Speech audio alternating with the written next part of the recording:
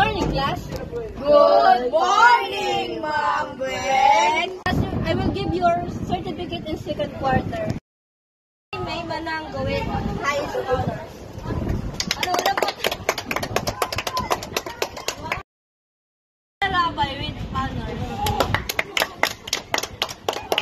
Speaking with honors because it's bida-bida yung papansin. Look at your classmates and you get high honors. But ikaw, with honors lang.